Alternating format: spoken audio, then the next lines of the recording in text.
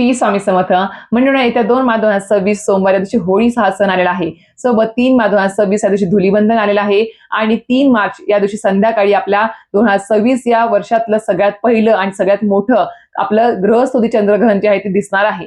तर मंडळींनो, होळी हा सण बघायला गेलं तर हा रंगांचा आणि आनंदाचा सण असतो. पण त्याच्या आधी म्हणजेच होळीच्या 8 दिवस आधी जे होलाष्टक आहे ते आपल्याला पाळायची नक्कीच गरज आहे.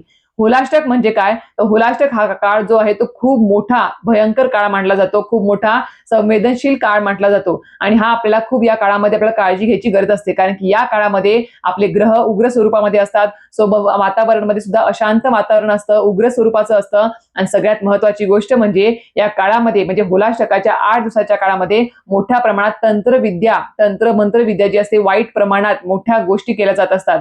त्यामुळे या 8 दिवसाचा जो काही होलाष्टकाचा काळ आहे तो खूप मोठ्या प्रमाणात आपण पाळायचा असतो. आपल्या घरातील व्यक्ती असेल, कुटुंब किंवा लहान मुलं, वयस्कर मंडळी सगळ्यांची काळजी घ्यायची असते. आता या होलाष्टकाच्या 8 दिवसाच्या काळामध्ये कुठल्या गोष्टी आपण करायला पाहिजेत आणि या होलाष्टकाच्या वाईट गोष्टींपासून आपलं संरक्षण मिळण्यासाठी आपण कुठली गोष्ट करायला पाहिजे याबद्दल संपूर्ण माहिती जाणून घ्यायची असेल तर नक्कीच माझे YouTube चॅनल शीतल स्वामी सेवा चॅनल व्हिजिट करा.